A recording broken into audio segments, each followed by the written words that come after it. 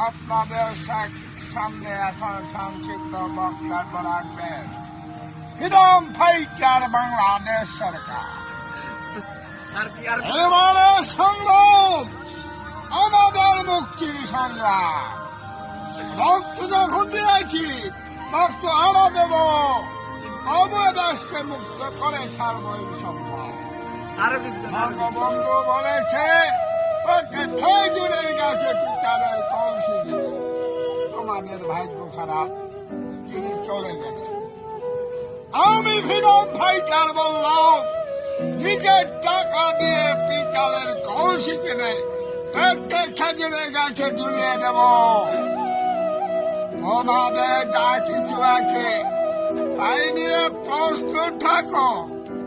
Office চলবে, আদালত চলবে, কোর্ট কাছারি চলবে, কোনটা বিরান যাবে না।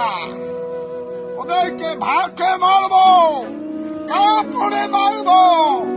বাংলাদেশ ছাড়তে হবে। ৭১ রাজাকার এই মুহূর্তে বাংলা ছাড়। আমার দেশে চন্দ্রকোনায় কাগজ তৈরি হয়, আমার দেশে বালওয়ানা আর পশ্চিম পাকিস্তান ছাড়া। তাই আমি বললাম ওরা আমার কথা সঞ্জয়, আমার কথা রাখলেন না, রাখলেন ভুট্টো সাহেব। আমার দেশে ৫ জন চাকরিজীবী আর পশ্চিম পাকিস্তান ৯৫ জন চাকরি।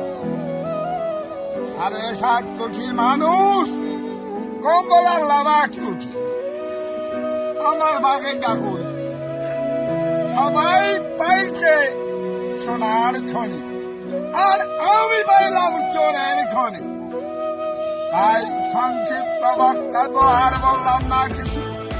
বাংলাদেশ চিরবিজয়ী হোক, শেখ হাসিনা জিন্দাবাদ।